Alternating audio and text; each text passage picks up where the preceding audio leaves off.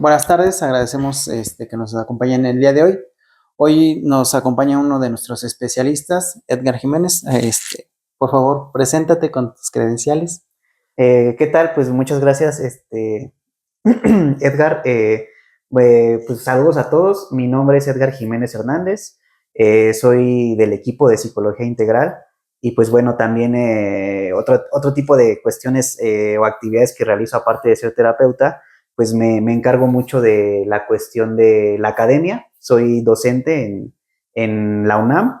Y pues bueno, también algunas cuestiones extras, pues realizar de vez en cuando investigaciones, asistencias a congresos, y pues creo que es todo lo que abarca mi experiencia, ¿no? Ya sea mucha o poca, pero es lo que abarca ahí mi experiencia.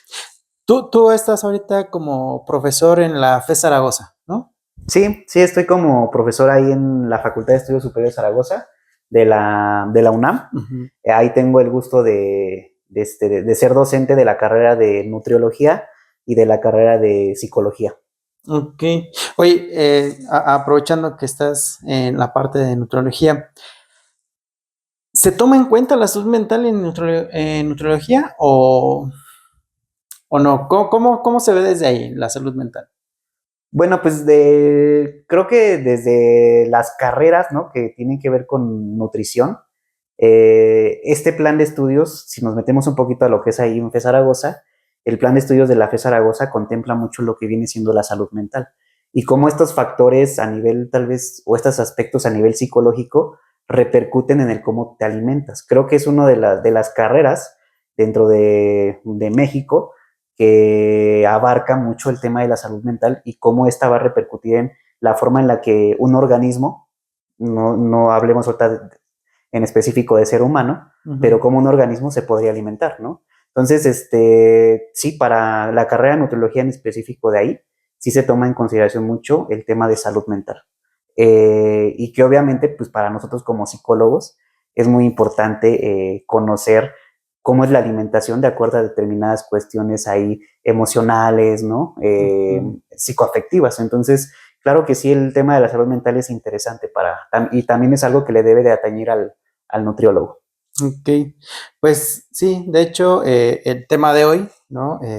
Agradecemos nos acompañes, porque precisamente hoy creo que sería importante hablar de esta parte que a veces no se tiene como consciente o no se tiene como en cuenta.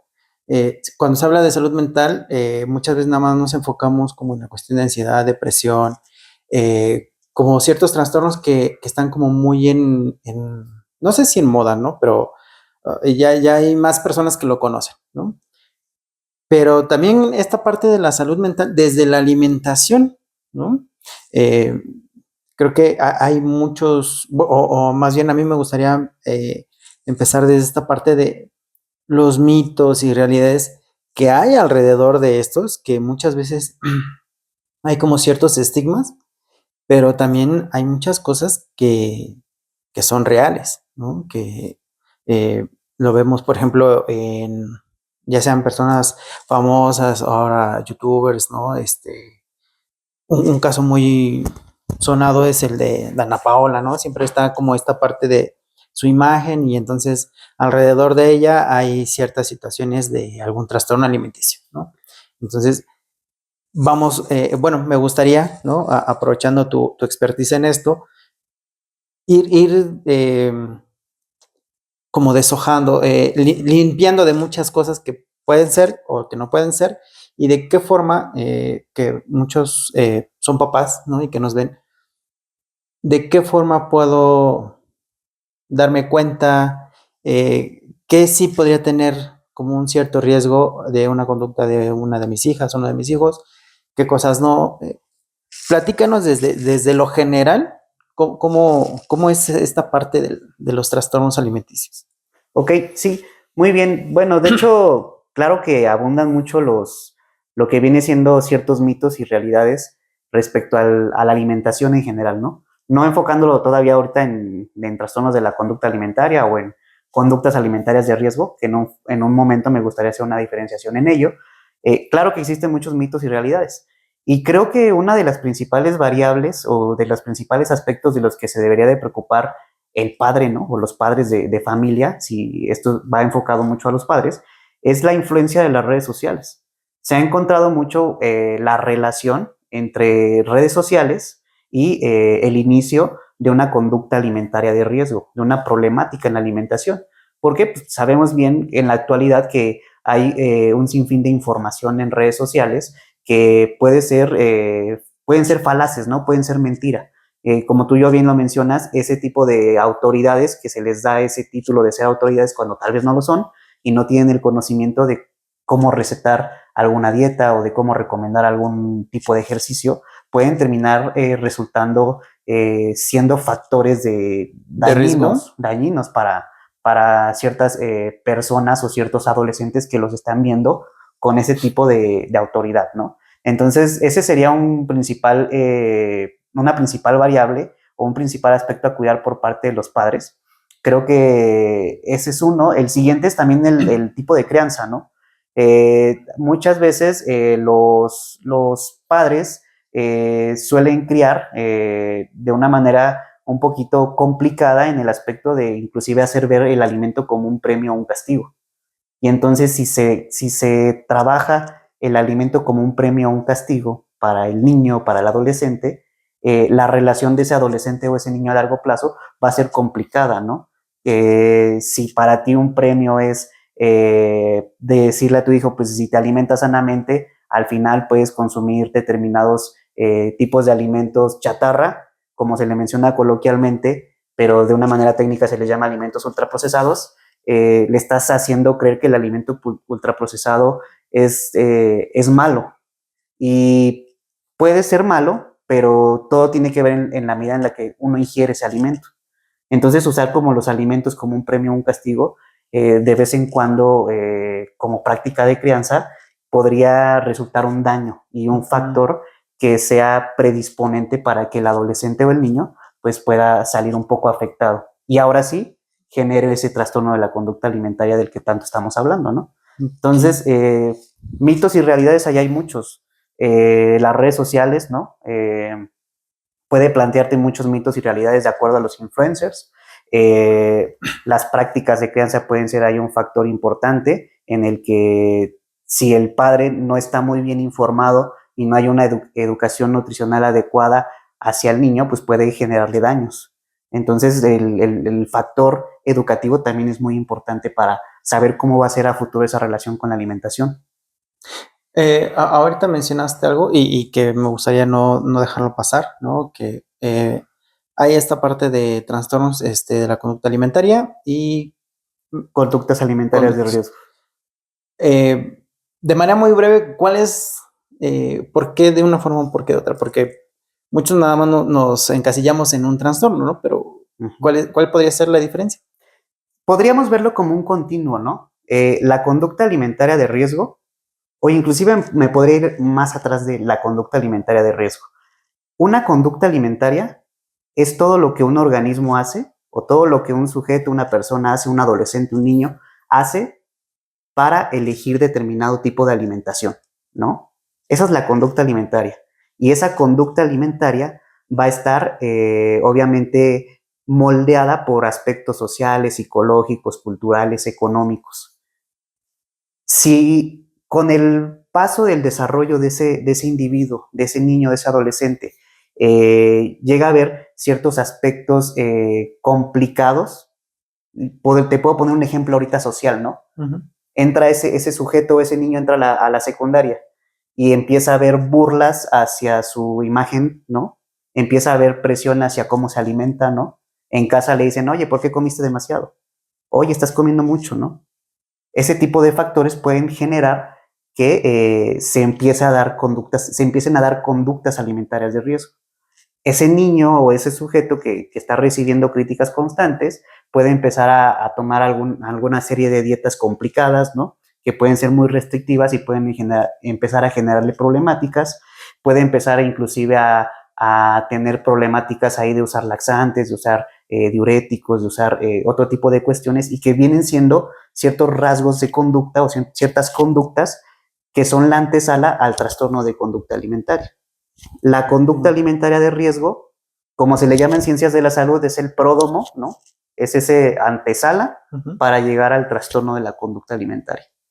El trastorno de la conducta alimentaria ya se da cuando obviamente se ha encontrado en la literatura que se da principalmente ya a finales de la adolescencia o en la adolescencia se da el trastorno, se empieza a dar el trastorno de la conducta alimentaria, pero ese ya pues es una etiqueta que diagnóstica, ¿no? Si lo queremos llamar así, que te habla acerca de un cúmulo de conductas, de signos y síntomas que ya está presentando ese adolescente y que ya se le puede etiquetar o decirle, ¿sabes qué? Pues es que hay un problema de anorexia. Que aquí me gustaría rescatar otro aspecto, ¿no? Esas etiquetas que se manejan en los DSMs, en los manuales que emplean los psiquiatras, deben de usarse con mucho cuidado. Porque también decir que alguien tiene anorexia, decir que alguien tiene bulimia, debe de ser una noticia muy, muy cuidadosa de dar. Entonces, no todas las personas que estén viendo este video y que se estén encontrando en una situación así, no me gustaría mucho que tomen la idea de que no pueden tener eso, ¿no? Tendrían que ser diagnosticados. Sí, y fíjate que ahorita tocas un punto creo que bastante relevante, ¿no? Los factores que influyen. A veces no llegamos a tener como la conciencia o no somos tan dedicados, ¿no? En el sentido de qué sí puede influir y qué no puede influir desde la conducta alimentaria, desde qué me está orillando a comer tal cosa, ¿no? Ahorita que mencionabas, ¿no? Los productos ultraprocesados, que llegó esta política, ¿no? De hace unos años a que en las escuelas no se puede consumir o no se puede vender, ¿no? Pero ¿qué me ofreces para comer? ¿No? O sea, vamos a la parte social, bien lo mencionabas, ¿no? Hay lugares rurales en donde pues, a duras penas hay cierto tipo de alimentos, ¿no? Y hay otros lugares que a lo mejor por tiempo, no sé, ¿no? Yo pongo el ejemplo aquí de la Ciudad de México, de personas que se tienen que levantar a las 4 o 5 de la mañana, ¿no? Para trasladarse a su trabajo, a la escuela, etc. Y pues ya les llevó 3 horas, ¿no? Y no hay un alimento. Y algo muy común en la alimentación del mexicano, pues la torta de tamal, ¿no? O el tamal con atole. Y pues es que a veces es lo que nos alcanza o lo que alcanzamos a poder consumir porque o el tiempo o la economía o desde donde vengo o bien los hábitos alimenticios que me enseñaron en casa, ¿no? O sea, creo que es un cúmulo de factores. Ahí tú cómo, tú qué nos podrías decir sobre estos, qué tanto influyen, qué tanto es propio, qué tanto se interactúa o no con estas situaciones. Sí, de hecho, todo lo que mencionas hacen ver la complejidad de hablar de la alimentación, de la conducta alimentaria. Aquí antes de responder a tu pregunta de los factores que están inmiscuidos en esto, me gustaría hacer una gran diferenciación. Alimentación es diferente que conducta alimentaria, ¿no? Está totalmente definido, ¿no? Que alimentación tiene que ver con elegir un alimento con el fin de que te nutra. Esa es la alimentación, esa es una definición de alimentación. Pero la conducta alimentaria tiene en sí misma una definición más compleja porque es toda acción que hace un individuo para elegir un alimento, pero de acuerdo con estas variables que mencionas. Un factor puede ser el cultural. O sea, acabas de mencionar el factor cultural. Esto es algo que manejan mucho los nutriólogos, ¿no? Pero en la cultura mexicana, orgánicamente e históricamente, la dieta de la milpa era la adecuada. La dieta de la milpa es aquella que estaba compuesta obviamente por maíz, chile, jitomate, frijol, ¿no? Que era una dieta con los nutrientes adecuados para subsistir o para estar con la energía del día a día. Y culturalmente, históricamente, socialmente, otros factores como vienen siendo la industrialización, la globalización, esta cuestión del libre mercado y que entren otro tipo de formas de alimentarse de otros lados, han venido modificando la forma en la que comemos. Entonces aquí podemos ver un ejemplo muy rápido de cómo variables que se creen lejanas influyen totalmente en cómo te estás alimentando. El hecho de que veas transnacionales o digamos puestos de comida ultraprocesada chatarra y sean más fáciles de elegir. ¿Por qué? Pues porque no hay tanto tiempo y te lo preparan más rápido y a veces son más baratos o a veces son más caros, pero eliges también por cómo te sabe, pues tiene que ver mucho con cómo estás eligiendo a partir de estas variables culturales, estas variables inclusive psicológicas, ¿no? Emocionalmente, también qué te está ocasionando que elijas un alimento de otro. Y te estoy hablando de pocas variables, te puedo hablar inclusive de aspectos geográficos, como bien lo mencionas. Lugares donde no hay tanta disponibilidad de alimentos, pues no van a tener tanta facilidad de elegir uno u otro alimento, o no van a tener la libertad de elegir alimentos, como lo tenemos tal vez en la ciudad, ¿no? Y lamentablemente o afortunadamente en la ciudad, pues tenemos una gran cantidad de lugares geográficamente para elegir alimentos, pero también es curioso esto, que en la ciudad siempre lo que abunda pues, es el alimento ultraprocesado. Ponte a pensar en algún trabajo, en alguna empresa y salen y lo que hay es el alimento ultraprocesado o sí tal vez comida basada un poco en esta cuestión de maíz, frijol, chile, pero alta en grasas, ¿no? Y entonces la capacidad de elegir la hay, pero siempre enfocada a lo que es ultraprocesado, lo que puede ser un poquito dañino a largo plazo. Entonces, creo que tiene que ver con muchas variables, porque también si ese sujeto que se está alimentando ya tiene una adecuada educación nutricional, que es lo que generalmente hacen los nutriólogos, ¿no? Va un paciente con un nutriólogo, un usuario con un nutriólogo, y pues la labor de él es educarlo nutricionalmente. A ver, ¿tienes este nivel económico? Tampoco creas que económicamente, por no tener un nivel medio, ¿no? O alto. ¿no? O alto, en cualquier tipo de nivel o estrato socioeconómico puedes alimentarte bien. Pero está esa falsa creencia o ese mito de que los alimentos saludables son los más caros. Y eso es evidente que no. La idea es la educación nutricional, para que sepas cómo elegir independientemente de la economía. Entonces, o sea, te puedo decir un sinfín más de factores, los sociales, que también son importantes.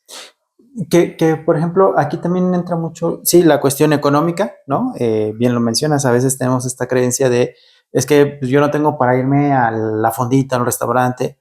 No, pero creo que si haces el esfuerzo de prepararlo un día antes o etc., ¿no? O sea, a veces sí tenemos esta facilidad o esta posibilidad, no sé si facilidad, pero sí la posibilidad de traer el alimento de casa, ¿no? Pero como bien dices, ¿no? Esta parte ya de la globalización, también estamos viviendo una época en donde todo lo queremos rápido.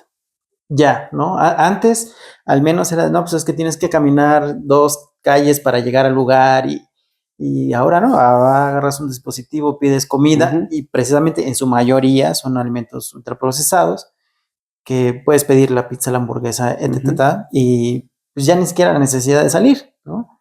Y entonces eso también pues genera o contribuye, ¿no? A esta parte de no alimentarnos pues, lo mejor posible, ¿no? Que sí, a lo mejor a veces creemos que un alimento sano tiene que ser costoso, cuando la realidad es que no. Creo que estas situaciones en donde a veces estamos tan inmersos y que lo mencionabas, ¿no? O sea, al final el nutriólogo, el especialista, ¿no? En tu caso que trabajas mucho con esto, con este tipo de situaciones, te enseñan y tratan de generar hábitos distintos, ¿no? Que es un trabajo profundo, que es mucho de conciencia, es mucho de esfuerzo, es mucho de tiempo, es mucho de voluntad. Sí, porque todo el tiempo pues te están diciendo, bueno, pues ya pide, ¿no? Y para qué evítate el tiempo de estar preparando, pues ya llegas a tu trabajo y pides, ¿no? O el clásico doña tal que vende afuera, pues ya tiene las cosas preparadas, ¿no? Altas en grasas, ¿no? Que el mexicano tiende mucho a la dieta T, ¿no? Entonces, sí, creo que desafortunadamente este tipo de información a veces no está tan al alcance, ¿no? Y creo que también es en mucha situación, pues, el que cada rato te están bombardeando con comerciales, con información pues, no sé si falsa, pero creo que desinformativa en lugar de informativa, ¿no? Y aquí creo que es una parte bien importante. ¿Cómo, desde dónde podría alguien que no tiene la posibilidad económica de asistir a una cuestión de especialista, cómo podría comenzar a hacer ciertos cambios en su alimentación? ¿Cómo podría ser? Porque hoy en día la cuestión de adolescentes está compleja en muchos sentidos, ¿no? Veo que tienes ciertos datos de la OMS que me gustaría que compartieras, ¿no? ¿Cómo hago llegar esto a los adolescentes? Bueno, yo creo que esta pregunta que haces sería una labor de índole multidisciplinaria, ¿no? Y ahí entra un ramo muy importante para todos los profesionistas enfocados en la salud, que se le llama justamente educación para la salud o promoción de la salud, que es algo que a veces no volteamos a ver, ¿no? Ujú. Se puede prevenir que no haya determinada enfermedad y se puede promover la salud antes de que aparezca la misma. Bueno, hablo de la enfermedad, claro que sí, y justamente esta labor multidisciplinaria sería entre el nutriólogo y el psicólogo. Creo que estos temas de alimentación requieren de una ardua labor, ¿no? Justamente en espacios como este, como son redes sociales, en las que nutriólogos, psicólogos hagamos labor de información para que llegue y, a través de redes sociales la información pertinente a adolescentes, ¿no? Que son los que ahorita están más como en este riesgo de poder caer y ser atrapados por información falsa que abunda. Creo que la palabra aquí adecuada es educar en salud, educar en nutrición, ¿no? Educar en cómo alimentarse. Lamentablemente, pues no, a veces el profesionista de la salud no hace tanta labor de divulgar como lo estás haciendo tú ahorita aquí por medio de psicología integral. Datos relevantes, existe una encuesta, ¿no? Que es la encuesta nacional de salud y nutrición, y esta encuesta, pues, ha recolectado con el paso del tiempo prevalencia respecto a las conductas alimentarias de riesgo, principalmente en adolescentes, ¿no? Que es como el foco. Y entonces, la ENSANUD ha recolectado datos, pues, desde hace más de 20 años, y tiene algunos datos importantes. Por ejemplo, en el 2006, en una muestra, en una N de adolescentes, se encontró que al menos esos adolescentes, el 3.6%, tenía alguna conducta alimentaria de riesgo.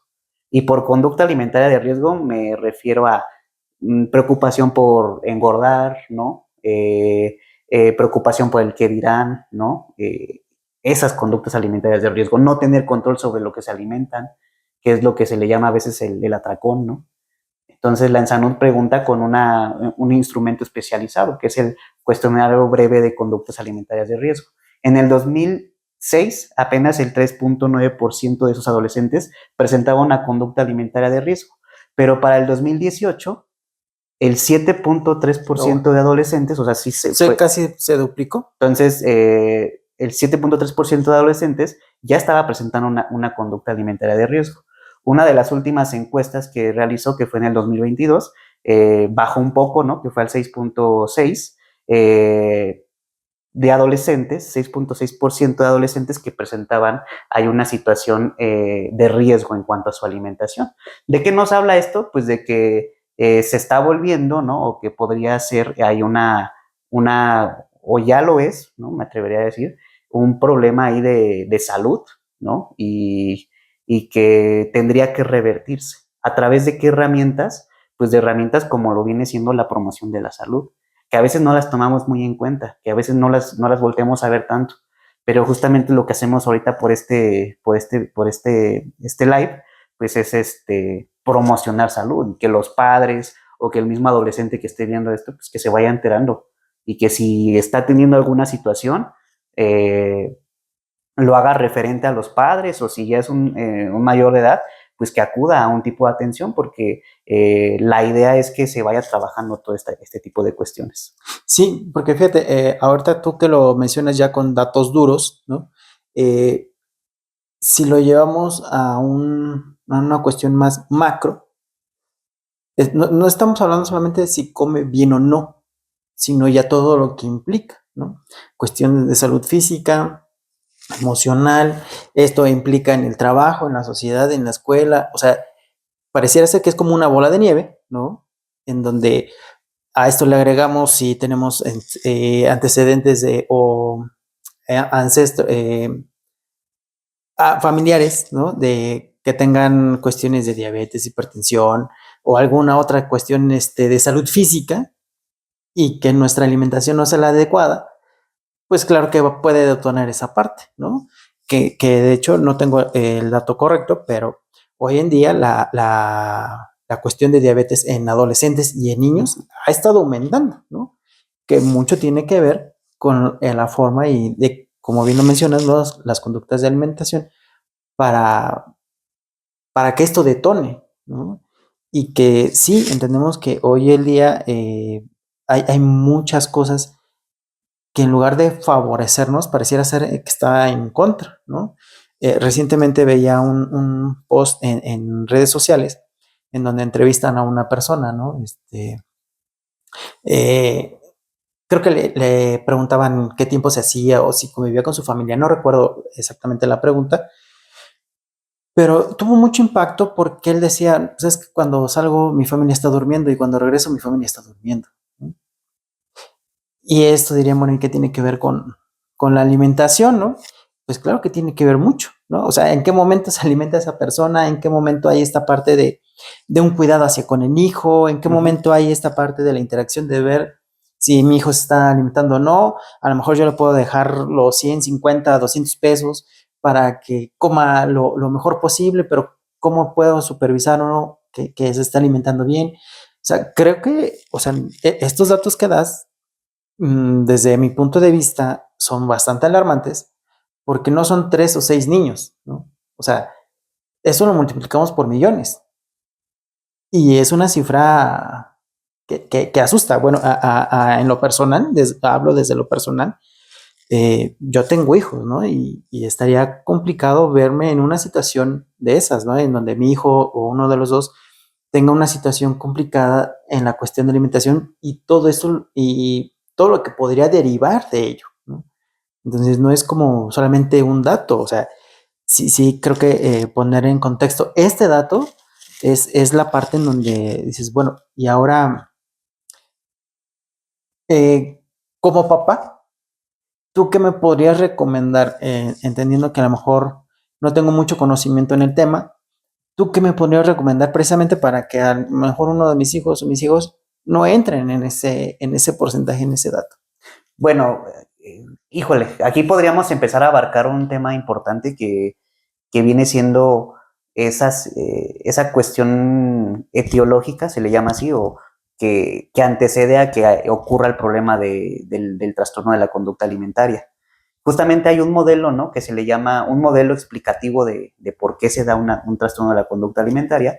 Hay un modelo explicativo que se le llama modelo multideterminante, ¿no? Los modelos multideterminantes de la anorexia, modelos multideterminantes de la bulimia.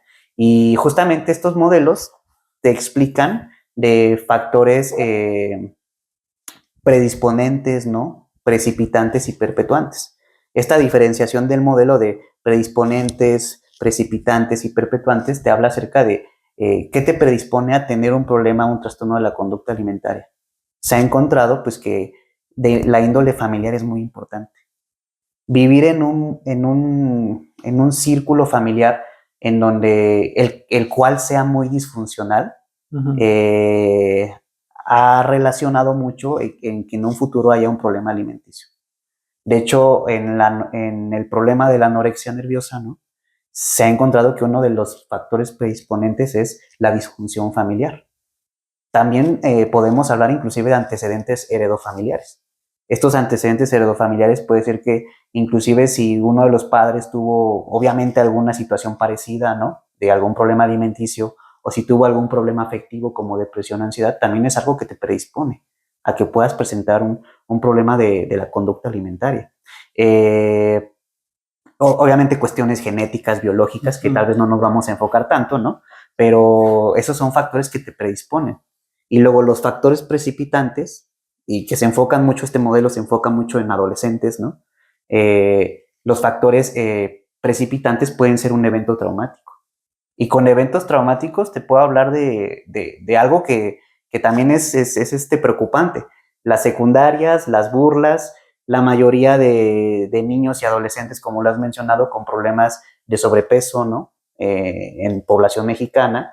Y entonces el niño o el adolescente entrando a la secundaria, siendo el receptor de burlas, ¿no? De este famoso bullying, ¿no? Ujú. Entonces, ese es un evento que precipita, ¿no? Y que genera que entonces se empiece a preocupar por engordar, por su imagen. Y entonces ese adolescente pues va a empezar a hacer uso de medidas compensatorias, ejercicio excesivo, uso de laxantes, de diuréticos, y estos ya son las conductas alimentarias de riesgo. Y ya los factores perpetuantes, pues es que se mantenga todo esto, ¿no? Eh, y entonces solamente así se podría explicar como esa conducta sana, esa conducta alimentaria sana que hemos venido hablando, cómo se podría ir distorsionando y volverse una conducta alimentaria y y luego un trastorno de la conducta alimentaria. El factor familiar es muy importante. También hay estudios, ¿no? Que hablan de que el compartir la comida, la hora de la comida, padres e hijos, es muy importante. Y esto sonará curioso, ¿no? Pero la hora de la comida en familia es esa práctica en donde se comparten valores, se platican valores, se comparten ejemplos, se dice qué hacer, se habla de la vida y se habla como de qué hace cada persona y se va moldeando la conducta del niño, ¿no? Es en el momento en el que puedes platicar y decirle, oye, no hagas esto, no hagas aquello. Inclusive la comida como variable que puede unir, ¿no? Ujú. Que tradicionalmente y culturalmente nos une. O sea, también podemos hablar de días feriados y todo, o festivos, y pues está la comida ahí. Ujú. Pero se ha encontrado que el tiempo de comida en familia Ha es disminuido. ha disminuido. Y eso también hace que no observes el cómo se está alimentando, pero más allá de ello, es una práctica en la que se transmiten en serio valores, se transmite ciertos tipos de comportamientos que debe de tener el adolescente. Y entonces si se pierde eso, pues se va perdiendo esa vigilancia, ¿no? De qué está haciendo en determinados aspectos, pero en el importante que ahorita hablamos, pues en la que cómo se está alimentando. Entonces, es como muy complejo hablar de conducta alimentaria. Si te das cuenta, pues son un buen de factores, son un buen de aspectos, organización del tiempo, son muchísimas variables que podríamos estar rescatando una tras otra. Y que, fíjate, lo voy a hablar desde lo personal. Hubo un tiempo en casa en donde no teníamos esta parte de compartir los alimentos por trabajo, por escuela, por muchas cosas. Y bien lo mencionas, ¿no? O sea, la familia, ¿cómo influye? Creo que fue una de las etapas en donde en mi familia, hablando de mi esposa e hijos, más conflictos hubo, ¿no? Si no era un hijo, era el otro, mi esposa, o sea, claro, ¿no? O sea, el punto de reunión en la comida es tan importante y que históricamente ha sido tan relevante que hoy en día no se le da, no es que no se le dé ese peso, ¿no? Pero creo que es algo que muchas veces vamos perdiendo, ya sea por esta demanda social, ya sea porque el trabajo, por el tiempo, por etc., pero no se le está dando esa relevancia. Que si se le diera y las personas lo conocieran, tratarían, creo, ¿no? De poder mantenerlo. Y considerando así que no todo, para todas las familias los factores y la situación y las circunstancias son muy distintas, ¿no? Pero creo que poniendo eso en el centro, podría haber cambios en diferentes cosas, ¿no? Eh, creo que este tema da para mucho más, eh, pero no me gustaría terminarlo sin antes nos hicieras una pequeña, eh, no sé si comparativa o esta diferenciación entre sí un trastorno, o sea, ¿cómo puedo identificar si mi hijo ya está en una situación de algún trastorno o no? Que esperemos que sea la minoría, ¿no? Y qué puedo hacer, a dónde puedo acudir, qué es Y que además, ahorita que lo mencionabas, pues no solamente es anorexia y bulimia, ¿no? O sea, hay otras categorías, otros trastornos y otras cosas que no están dentro de, que también pueden estar en alguna situación en alguno de nuestros hijos. Hablamos de hijos, que esto no exenta a los adultos, ¿no? O sea, creo que también hay personas adultas con este tipo de situaciones que también sería importante, pues, que las tuvieran en cuenta. Sí, pues es importante hablar de quién puede, en primera, ¿no? Creo que algo que me gustaría dejar claro es quién puede hacer este tipo de diagnósticos respecto a un trastorno. Principalmente, pues el que maneja ese tipo de etiquetas es el psiquiatra, ¿no? El trastorno portal, el trastorno portal. El psiquiatra es el encargado de dar esa etiqueta, el psicólogo lo utiliza nada más como una unidad para localizarse y empezar a ver cuáles son las conductas que tiene que cambiar o los pensamientos que tiene que cambiar. El psicólogo, pero el psiquiatra pues tiene esa labor, ¿no? De hacer ese diagnóstico. Pero para información, ¿no? Pues de las personas que nos están viendo, un trastorno es llamado así cuando ya se cubren en el paciente, ¿no? O en la persona que están por evaluar, cuando ya se cubren ciertos criterios que está presentando y que son complicados, disruptivos, desadaptativos e incapacitantes para ese individuo para seguir con su vida. Por ejemplo, dentro de los manuales, ¿no? que diagnostican los problemas de alimentación o trastornos de alimentación, uno que se llama DSM, ¿no? Manual Diagnóstico y Estadístico de los Trastornos Mentales, en su versión 5, menciona que los más reconocidos, ¿no? O los que más se presentan, los trastornos que más se presentan es el trastorno de anorexia nerviosa y de bulimia nerviosa. Y entonces, ¿qué te dicen, no? Este tipo de manuales. Se presenta en primer plano la preocupación excesiva por bajar de peso. Ese es uno de los principales criterios, ¿no? Si empiezas a observar eso, ¿no? O si el padre empieza a observar un poco esta preocupación de estar constantemente viendo cuál es el peso, ya es un signo, ¿no? Bueno, ya es un síntoma, un signo de alarma. El uso, ¿no? De medidas que compensen la bajada de peso, ¿no? Esto más para la bulimia nerviosa. La bulimia nerviosa es un trastorno que se caracteriza por restringirte de alimentarte. Posteriormente puede venir un episodio de atracarte de comida por parte de ese paciente o de ese usuario, y posteriormente viene la medida compensatoria, ¿no? Que es realizar ejercicio, usar laxantes, vomitar, ¿no? Hay muchos criterios, hay muchos aspectos que se deben de considerar. La anorexia nerviosa, pues es igual una disrupción del comportamiento alimentario, pero que tiene que ver con restringirte de alimentación. Totalmente estás preocupado por subir de peso, que ya no te alimentas. Y puede llegar una problemática ahí de bajar de peso de una manera complicada y hasta súbita, ¿no? Entonces, la anorexia nerviosa, la bulimia nerviosa son trastornos que, si bien el psicólogo de la mano del psiquiatra puede irlos tratando, el psiquiatra es el encargado de hacer el diagnóstico, y tal vez el psicólogo sería el encargado de ir viendo cuáles son las situaciones que anteceden a que esté esa problemática, e ir trabajando las conductas y las formas de ver esa situación, ¿no? Los pensamientos que tiene ese paciente, ¿no? Y que, bueno, existen otro tipo de trastornos.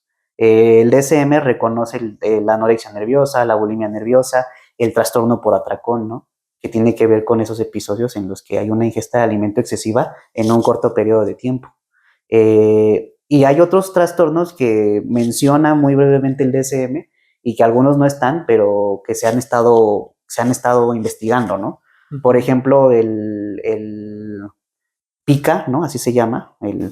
No sé si no lo llamaría trastorno porque no está especificado ahí, pero PICA tiene que ver con una disrupción o una problemática en la conducta alimentaria, en la que el sujeto que tiene PICA se alimenta de cosas no necesariamente nutritivas. Puede ser inclusive tierra, ¿no? Un ladrillo, y que culturalmente pues no está no está bien visto, ¿no? O sea, son ese tipo de alimentaciones y que se le llama pica. Está otro tipo de problemática alimenticia, ¿no? Pues que tiene que ver con se llama ortorexia. Y la ortorexia tiene que ver con esta obsesión y esta hipervigilancia a que estés alimentándote de un alimento totalmente saludable y totalmente inocuo, ¿no? Totalmente limpio. Entonces... Perdón que te interrumpa, pero ahí creo que hay un punto bien importante, ¿no? Los extremos, ¿no? Ahorita estábamos hablando de comida ultraprocesada y por otro lado, esta parte de todo tiene que ser natural y bien limpio y tal, muy saludable, que no es que esté mal que sea saludable, sino el punto es que es el extremo, ¿no? Que todo tiene que ser tan limpio, tan sano, que también nuestro cuerpo, queramos o no, tiene microorganismos y organismos en donde tiene que trabajar con virus y bacterias, ¿no? Y que si no los tiene, pues también algo nos va a generar.